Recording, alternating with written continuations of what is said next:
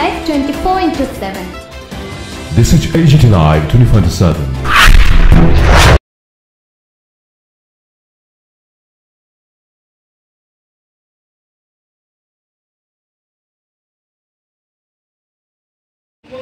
বিরোধী অফিস আক্রান্ত করা, ভাঙচুর করা, নির্বাচনে তারা দলীয় প্রকারের নির্বাচনে তারা জয়লাভ হয়ে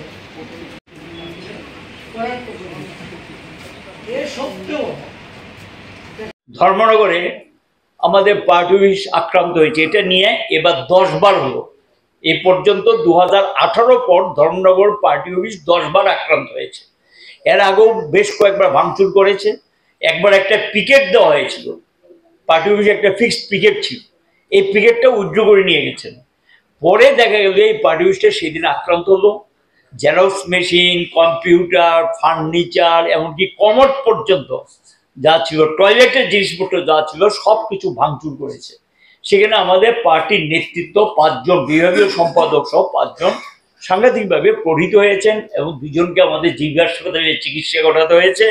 এই হলো ধর্মনগরের চিত্র। পুলিশকে ফোন করার পরও সেখানে পুলিশ সেদিন ফোন ধরেনি এবং পরবর্তী সময়ে এখানে পিএসকিউতে আমরা যখন দৃষ্টি আকর্ষণ করেছি তখন গিয়ে পুলিশ সেখানে গিয়ে প্রায় 8 ঘন্টা, ঘটনার 8 ঘন্টা পরে গিয়ে পুলিশ সেখানে যায়।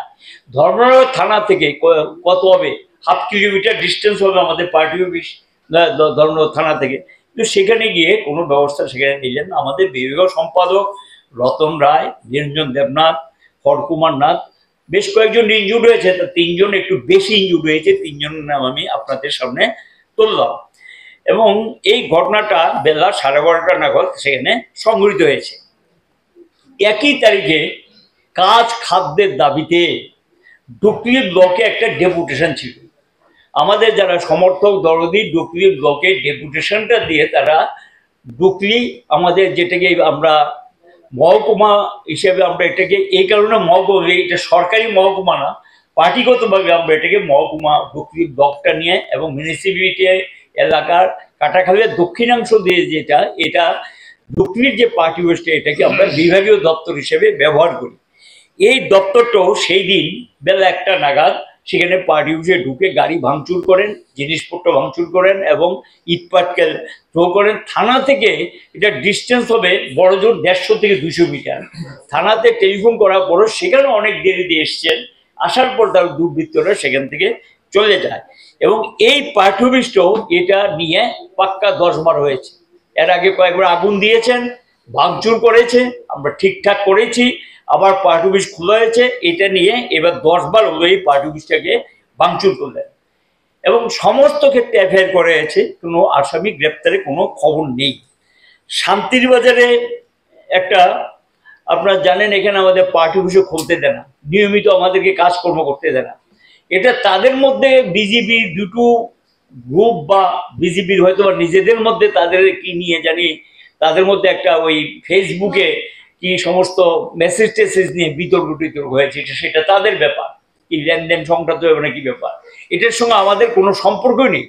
সেখানে গিয়ে হঠাৎ করে বাজারে গিয়ে আমাদের বাজার করতে গিয়েছে, এখানে গিয়ে 5 জনকে আমাদের সমর্থক এবং নেতৃস্থানীয় আছে 1-2 জন, তাদেরকে এমনভাবে মারধর করেছে যেটা চিন্তা করার মতো না। বাজারে গিয়ে কোনো কারণ ছাড়া হঠাৎ করে গিয়ে বাজারে গিয়ে সেখানে মারপিট শুরু করে দিয়েছেন। এই ঘটনাটা সংঘটিত করেছেন 29 তারিখ, এই 29 এপ্রিল এই ঘটনাটা শান্তির বাজারে সংঘটিত হয় এবং এখানে দেখা গেল যে 29 এপ্রিল মান্দায় এই পার্টি অফিসটাও এর আগে 5-6 বার আক্রান্ত হয়েছে। তারপরেও পার্টি অফিসটা খুলে আমাদের তারা বসছেন।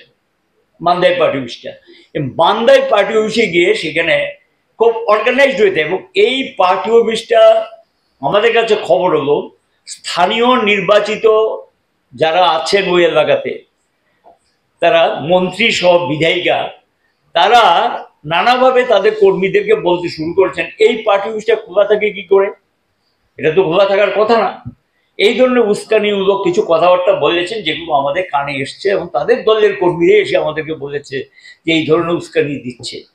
এই প্রসঙ্গে মাসখানেক আগে আমরা থানার দৃষ্টি আকর্ষণ করি এবং এসডিপিও দৃষ্টি দিয়ে নেওয়া হয় যে এই পার্টি অফিসটাও ভাঙচুর করার জন্য বা অগ্নিসংযোগ করার জন্য একটা চেষ্টা চলছে, আপনারা এটা নজরে রাখুন। তারা বলছে না আমরা নজরে রাখবো।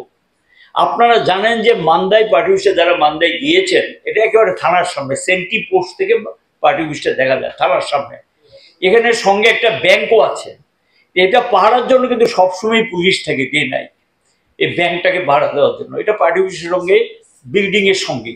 মজার ঘটনা হলো কি, সেই দিন রাত্রে দেখা গেল যে 29 তারিখ রাত্র 11টা নাগাদ বেশ কিছু বাইক নিয়ে তারা ব্লক অফিসের কাছে বাইকগুলো রেখে হেঁটে সেখানে যান, সঙ্গে টায়ার নিয়ে যান, পেট্রোল নিয়ে যান, কিছু বস্তা নিয়ে যান এবং টায়ারগুলো, এবং প্রথম গিয়ে গেট ভাঙার চেষ্টা করেন, শেষ পর্যন্ত গেটটাকে ভাঙেন। তারপরে গিয়ে গেটের পাশে যে ফেন্সিং ছিল, সেই ফেন্সিংটা বেড়া যেটা ছিল টিনের বেড়া, সেই টিনের বেড়াটাকে ভেঙে ফেলা হয়। গিয়ে ঢুকে পার্টি অফিসের ভিতর ঢুকে গিয়ে সেখানে টায়ার ফেলে টায়ারের উপর বস্তা দিয়ে পেট্রোল ঢেলে তারা আগুন দেন এবং এমনভাবে পুড়িয়েছে পার্টি অফিসটা, না দেখলে বোঝা বড় কঠিন। এবং অনেকক্ষণ ধরে সেই অগ্নিসংযোগের কাজ চলে, পার্টি অফিসটাকে সম্পূর্ণ হয়। এই যে দপ্তরটা, এই দপ্তরটা লোকাল কমিটি অফিস যেমনিতে মান্দায়, তাছাড়াও কিন্তু বিভাগীয় কাজকর্ম এখান থেকে জিরানিয়া বিভাগে যে কাজকর্ম অনেকটা এখান থেকে পরিচালনা করা হতো। এবং এই কারণে এই অফিসটা যাতে খোলা না থাকতে পারে এর জন্য এই ঘটনাটা করেছেন। এবং শাসক দলের দুর্বৃত্তরা এই সমস্ত ঘটনাগুলোর সঙ্গে যুক্ত। এবং শাসক দল যখন তার জনবিচ্ছিন্নতা বাড়ছে, মানুষের সমর্থন কমছে, মানুষকে কোনো কিছু রিলিফ দিতে পারছেন না, কোনো জবাব দিতে পারছেন না, তখনই গিয়ে তারা সেখানে গিয়ে স্বৈরাচারী দৃষ্টিভঙ্গি নিয়ে এবং ফেসিবাদী দৃষ্টিভঙ্গি নিয়ে, একদলীয় শাসন ব্যবস্থা কায়েম করার দৃষ্টিভঙ্গি নিয়ে, এবং এখানে এই ঘটনা মান্দাইতেও সেখানে তারা সংঘটিত করলেন। বিক্ষোভও করেছেন, ডুকলিতেও বিক্ষোভ হয়েছে, ধর্মনগরেও বিক্ষোভ হয়েছে, এবং সমস্ত সেখানে এটা করে ভাবছেন যে সিপিএম অফিসগুলো বন্ধ করে দেবেন। কিন্তু আমরা এর আক্রমণের মুখে দাঁড়িয়েও আমাদের সাহসী কমরেডরা সেখানে গিয়ে অফিস খুলছেন এবং অফিস খোলা রেখে সেখানে কাজকর্ম পরিচালনা করার চেষ্টা করছেন। 21 তারিখ এপ্রিলে সোনাইছড়ি সাবরুমের, এটা পার্টির লোকাল কমিটি অফিস, এটা এ নিয়ে 7 বার ভাঙচুর পুড়িয়ে দিয়েছেন। এবং লাস্ট গিয়ে 21 এপ্রিল সোনাইছড়ির লোকাল কমিটি অফিসটাতে রাতের বেলা আগুন দিয়ে পুড়িয়ে দিয়েছে, যাতে এখানে কোনো প্রকার কাজকর্ম, আমরা প্রকাশ্য রাজনৈতিক কাজকর্ম, পার্টি পরিচালনার কাজকর্ম, যেটা আমরা অধিকার এবং সেটা যাতে আমরা প্রয়োগ না করতে পারি, এই কাজটা তারা করেছেন। এবং আপনারা জানেন যে এখানে একটা বৈদ্যনাথ মজুমদারের একটা মূর্তি ছিল এবং সেটা এই চণ্ডীপুর স্কোয়ার বলে এটাকে, সেই জায়গাটার মধ্যে মূর্তিটা স্থাপন করা ছিল। এই মূর্তিটা প্রথম ভেঙে ফেলা হয়, তারপর সরকারের থেকে বলা হয়েছিল যে মূর্তিটা তারা স্থাপন করে দেবে, কিন্তু আজও সেই প্রতিশ্রুতি তারা রূপায়ণ করেননি। আমরা যখন ভাবছিলাম যে আমরা নিজেরাই একটা মূর্তি তৈরি করি, সেই জায়গায় মূর্তিটা স্থাপন করব, ওই জায়গাটার মধ্যে নিয়ে রামের মূর্তি সেখানে বসিয়ে দিলেন। এবং এটা শাসক দলই এটার সঙ্গে যুক্ত, ওরা করেছেন। কিন্তু সেখানেও গিয়ে কিন্তু সরকার নির্বিকার, কোনো ভূমিকা নিলেন না, পুলিশও সেখানে কোনো ভূমিকা নিলেন না। তাহলে একটার পর একটা ঘটনা, এই ঘটনাটা সংঘটিত হয়েছে এপ্রিলের 12 তারিখ। আমি যে ঘটনাগুলো আপনাদেরকে দিলাম অধিকাংশ দেখবেন এপ্রিলের 2nd উইক থেকে 4th উইক পর্যন্ত এই প্রত্যেকটা ঘটনা সেখানে সংঘটিত করা হয়েছে। তাহলে এই ঘটনাগুলো থেকে এটা পরিষ্কার, শাসক দল চায় না যে সিপিএম তো এটা নিষিদ্ধ পার্টি না, এটা গণতান্ত্রিক দল এবং স্বীকৃত রাজনৈতিক দল। এরা প্রকাশ্যে কাজকর্ম করুক, মানুষের সমস্যাগুলো তুলে ধরুক, এখানে গিয়ে শাসক দল এটাকে কোনো অবস্থাতেই সহ্য করতে চায় না। আমরা আজকে বামফ্রন্টের পক্ষ থেকে এখানে আমাদের সিপিআই মিলন বৈদ্য এবং আমাদের পরেশ সরকার ফরওয়ার্ড ব্লকের এবং আরএসপির ছিলেন কমরেড দীপক দেব, এবং আমাদের সিপিআইএম এর পক্ষ থেকেও রাধাচরণ দেববর্মা, আর আমি বামফ্রন্ট কনভেনার হিসেবে ছিলাম। আমরা এডিজির কাছে আজকে দেখা করতে চেয়েছিলাম। এডিজি আমাদেরকে আজকে টাইম দিয়েছিলেন 11:30টায়। আমরা যাই এবং ওনার সঙ্গে আরও কিছু অফিসার ছিলেন, পুলিশ উচ্চপদস্থ অফিসার, ওনার কাছে আমরা মেমোরেন্ডাম আকারে সমস্ত ঘটনাগুলো দিয়েছি এবং আমরা বলেছি যে এই সমস্ত ক্ষেত্রে কোনো অ্যারেস্ট হয়েছে, বা কাউকে গ্রেপ্তার করা হয়েছে, তদন্ত হয়েছে কিনা, এমনকি যেই জায়গাতে আমরা অভিযোগ করেছি আজও কিন্তু পুলিশ গিয়ে এই সমস্ত জায়গায় একটু জিজ্ঞাসাও করেনি যে আসলে ঘটনাটা কি, একটু জানতে চাই, ঘটনাটা জানার চেষ্টা করিনি, তদন্ত হয়েছে কিনা সেটাও কিন্তু আমরা জানি না। এবং তখন গিয়ে তিনি সবটা শুনেছেন, শুনে বলছেন যে না, আমি এটা আপনাদের কাগজটা দেখলাম, পেয়েছি, এই সম্পর্কে আমরা তদন্ত করাবো এবং এই অফিসগুলো সব যে অবস্থাটা চলছে এটাকে দেখা যাক কিভাবে কি করা যায়, কতটুকু করা যায়, এটা আমরা পরীক্ষা নিরীক্ষা করে দেখব। তিনি আলোচনার পর এটা বললেন এবং আমাদেরকে আমরা বললাম যে তাহলে বলে দিন যে সিপিএম প্রকাশ্যে কোনো কাজ করতে পারবে না, এই তো আপনাদের বক্তব্য কিনা। না না, কেন করতে পারবে না, সকলেরই তো অধিকার আছে, সকলেই তো নিশ্চয়ই যার কাজ করবে এবং এখানে করার ক্ষেত্রে কোনো আপত্তি নেই কিচ্ছু। তাহলে এই ধরনের আক্রমণ একের পর এক ঘটছে, সেখানে দেখা যায় পুলিশ নির্বিকার কোনো ভূমিকা তারা নিচ্ছে না। কেন এটা হবে? যে পুলিশ আপনারা জানেন যে একসময় রাষ্ট্রপতি কলাপ্রাপ্ত, সেই পুলিশের ক্ষেত্রে এই ভূমিকা কেন পুলিশের? এবং তিনি শুনেছেন এই সম্পর্কে কোনো হা বা না কিছু বলেননি। সমগ্র কথা পরিপ্রেক্ষিতে তিনি বলেছেন আমি বিষয়টা তদন্ত করে দেখব এবং কি ধরনের ব্যবস্থা নেওয়া যায় এটা আমরা দেখব, এইটুকু বলেছে ওনার দিক থেকে। এটা হলো, আমি আপনাদের সামনে মেমোরান্ডামের কপি ইতিমধ্যে আপনাদের কাছে দিয়ে দেওয়া হয়েছে, যে মেমোরান্ডামটা আমরা দিয়েছি এবং এই ঘটনাগুলো উল্লেখ করে আমরা দিয়েছি। আমরা আশা করি পুলিশের মধ্যে যারা আছেন তারা সেটাকে এনকোয়ারি করবেন, যারা ঘটনার সঙ্গে যুক্ত তাদেরকে শনাক্ত করবেন এবং তাদের বিরুদ্ধে যথোপযুক্ত ব্যবস্থা নেবেন, এই দাবি আমরা জানিয়েছি। আর সঙ্গে এটাও বলেছি এখনো কিন্তু এই ঘটনা কন্টিনিউ করছে, বিভিন্ন জায়গাতে ফিজিক্যাল টর্চারের কাজ চলছে এবং এটা যাতে বন্ধ হয় সেখানেও কিন্তু সদর্থক ভূমিকা আপনাদের নেওয়া উচিত। আমরা অভিযোগ জানাই কিন্তু কোনো রেসপন্স হয় না এবং এই সম্পর্কেও সদর্থক ভূমিকা নেওয়ার জন্য আমরা আমাদের দিক থেকে দাবি জানিয়েছি। কি বলতে চান দাদা? দুর্ভিক্ষের মতো চলছে, পুরোপুরি দুর্ভিক্ষ নলও তার কাছাকাছি, কাজ নেই, খাদ্য নেই। এই নিয়ে যখন বামপন্থীরা বিভিন্ন কর্মসূচি নিয়ে রাস্তায়, বিভিন্ন ব্লকে, বিভিন্ন পঞ্চায়েতে, ভিলেজ কমিটিতে যাচ্ছেন, তারা তাদের দাবিগুলো নিয়ে উপস্থিত হচ্ছেন এবং নগর এলাকায়ও সেখানে টুইবের দাবিতে যাচ্ছে, রেগার দাবিতে যাচ্ছে যে আমাদেরকে কাজ দাও, খাদ্য দাও।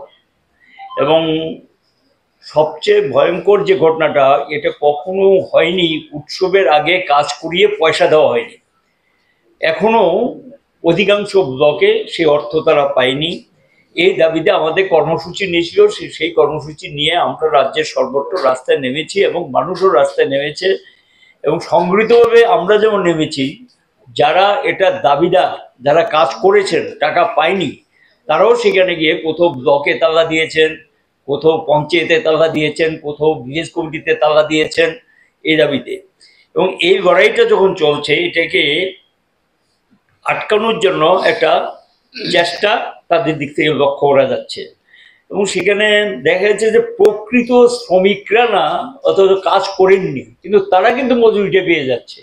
এরা কারা? এরা মণ্ডলের লোক, এরা হয়তো বা সেখানে তোলাবাজির সঙ্গে যুক্ত, এরা সেখানে গিয়ে দেখা যায় তাদের মজুরিটা পেয়ে যাচ্ছে। প্রকৃত শ্রমিক যারা, গরিব যারা, তারা সেখানে মজুরি থেকে বঞ্চিত হচ্ছে। আমরা এগুলো নিয়ে দৃষ্টি আকর্ষণ করার পরেও কোনো কোনো ব্লকে কিছু পেমেন্ট করেছে কিন্তু অধিকাংশ ব্লকে এখনো সেই পেমেন্ট হয়নি। এবং ব্লকের যে ডিপার্টমেন্টগুলো, পিডব্লিউডি, বিদ্যুৎ, তারপর উপজাতি কল্যাণ দপ্তর, তফসিলি কল্যাণ দপ্তর, পঞ্চায়েত, আরবান ডেভেলপমেন্ট ডিপার্টমেন্ট, যে ডিপার্টমেন্টগুলো থেকে অর্থ দিয়ে কিছু কাজের ব্যবস্থা করা হয়, এই ডিপার্টমেন্টগুলো অধিকাংশ হাত গুটিয়ে বসে আছেন, কোনো অর্থ নাকি তাদের নেই। সেখানেও দেখা যায় কোনো কাজ নেই। তো লোকে কাজ পাবে কোথায়? কোনো কাজ নেই, এই অবস্থা চলছে। উল্টো দিকে আমরা লক্ষ্য করছি খালি পদ পূরণের বিজ্ঞাপনের উপর বিজ্ঞাপন চলছে। কিছু কিছু মাঝে মধ্যে 2-4টা অফার তারা অনুষ্ঠান করে দিচ্ছেন এবং সেখানে দেখা যায় বেকাররা ইন্টারভিউ দিচ্ছে কিন্তু কাজ পাচ্ছে না এবং ইন্টারভিউ হয়েছে সেখানে অফার ছাড়া হয়নি। এবং খালি পদ আপনারা দেখেছেন, বিধানসভা যে তথ্য দিয়েছে 50,000-এর উপর খালি পদ পড়ে আছে। সেই খালি পদগুলো যদি নির্দিষ্ট সময়ে পূরণ না করা হয়, এগুলো সাধারণত বাতিল হয়ে যায় এবং এগুলো অ্যাবলিশড হয়ে যায়, অবলুপ্ত হয়ে যায়। এবং এই অবলুপ্ত হওয়া মানে এগুলো আবার নতুন করে সৃষ্টি হওয়ার কোনো সম্ভাবনা নেই, এমনিতেই কর্মসংস্থানের সুযোগ নেই। এবং সেখানে গিয়ে সেই খালি পদ পূরণের যে সংখ্যাটা, সেই সংখ্যাটা অনুযায়ী যেগুলো আছে নতুন পদ তৈরি না করুক, খালি পদটা পূরণ করা উচিত। এবং তার সঙ্গে নেশা পাল্লা দিয়ে চলছে সারা রাজ্যে, এত নেশা দ্রব্য ধরা পড়ছে, কি হচ্ছে বুঝতে পারছি না, কি বেরিয়ে যাচ্ছে না কি ব্যাপার এটা তারাই বলতে পারবে। কিন্তু সেখানে এটার বিরুদ্ধে যুবকরা এবং ছাত্ররা যখন রাস্তায়, তারা বিভিন্ন জেলা সদর বিভিন্ন জায়গাতে এই কর্মসূচি নিয়ে হাজার হাজার যুবক যখন রাস্তায় নামিয়ে তারা লড়াই করছেন, আন্দোলন করছেন, এই অবস্থার মধ্যে এটা চলছে। আর উল্টো দিকে আরেক দিকে যেটা চলছে, পানীয় জল নেই, বিদ্যুৎ নেই, এবং পানীয় জল বিদ্যুতের দাবিতে আমজনতা যারা বেশ কয়েকদিনে জল পায় না, বিদ্যুৎ পায় না, হয়তো বিদ্যুতের দাবিতে রাস্তা অবরোধ করছেন অথবা পানীয় জলের দাবিতে রাস্তা অবরোধ করছেন। এই হলো রাজ্যের চেহারা, সামগ্রিক যে চেহারা চলছে, এটা নিয়ে মানুষ দেখা যায় রাস্তায় নেমে তাদের যে ক্ষোভ, এটা অভিব্যক্তি তারা ঘটাচ্ছেন। সাধারণ আইন শৃঙ্খলার দিকে যদি মারপিট তো একটা নিত্য নৈমিত্তিক ঘটনা, এবং সেখানে দিনের বেলা আগরতলা শহরে চুরি হয় এবং জিনিসপত্র নিয়ে যাচ্ছে, আসামি গ্রেপ্তার হয় না, এবং এগুলো কি চলছে, এবং সেখানে গিয়ে গোটা রাজ্যে একটা নৈরাজ্যের বাতাবরণ চলছে, এবং এই নৈরাজ্যের হাত থেকে মানুষ এখন মুক্তি চাইছেন। আমরা এগুলো নিয়ে আমরা বামপন্থীরও সেখানে উদ্বিগ্ন। নারীরা নির্যাতিত হচ্ছেন, প্রায়শই এটা ঘটনা ঘটছে, কিন্তু সেখানে কোনো আসামি গ্রেপ্তারের কোনো ব্যবস্থা নেই। হাইওয়ে যেগুলো হয়েছে, তৈরি হয়েছে যে হাইওয়েগুলি, সেই হাইওয়েগুলির অবস্থাটা কি? আপনারা যদি এখন যান খোয়াই দিয়ে কমলপুরের রাস্তাটা, বা এখানে যে নতুন বেশি দিন হয়নি, এই হাইওয়েগুলি এত নিম্নমানের কাজ হয়েছে, এগুলি দেখা যাচ্ছে 1 বছর যাওয়ার পরেই সেখানে এবড়ো থেবড়ো অবস্থা, এবং সেখানে বিরাট বিরাট গর্ত হয়ে গেছে, এবং মাছের চাষ করা যাবে কোনো কোনো জায়গাতে এমন গর্ত হয়ে গেছে হাইওয়েতে। তাহলে এই কাজটা খুবই নিম্নমানের হয়েছে, এটা তো হওয়ার কথা না। এবং এগুলো নিয়েও মানুষের মধ্যে খুব বিক্ষোভের বহিঃপ্রকাশ ঘটছে। দুর্নীতি চলছে, সংবাদ মাধ্যমে প্রতিনিয়ত সংবাদ প্রকাশিত হচ্ছে, বিভিন্ন জায়গায় অভিযোগ উঠেছে, এগুলি নিয়ে অভিযোগ জানালেও দেখার কোনো লোক নেই, এবং দুর্নীতি তোলাবাজি এখানে নিত্যকার ঘটনা চলছে। এই পরিস্থিতির মধ্যে মানুষ যখন প্রতিবাদে সোচ্চার রাস্তায় নামতে শুরু করেছেন, বামপন্থীরা যখন রাস্তায় নামতে শুরু করেছেন, এটা সম্পর্কে স্পষ্ট জবাব যেহেতু মানুষকে দিতে পারছেন না, স্পষ্ট উত্তর দিতে পারছেন না, সরকারের কাছে কোনো জবাব নেই, কারণ এটা ব্যর্থ, তারা এই সমস্যার সমাধান দিতে পারছেন না, তখন গিয়ে বল প্রয়োগের পদ্ধতিটা গ্রহণ করেছে।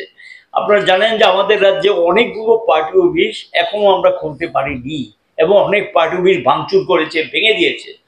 এর মধ্যে যে পার্টি অফিসগুলি খুলে আমরা মানুষের সমস্যা নিয়ে এটা লড়াই আন্দোলনের ঠিকানা, আমরা পার্টি অফিসকে লড়াই এবং আন্দোলনের ঠিকানা হিসেবে ব্যবহার করি, এগুলো নিয়ে যখন আমরা আলাপ আলোচনা করি, সেখান থেকে লড়াই আন্দোলন পরিচালিত হয়, এটা তারা প্রথম বুঝতে পারছেন।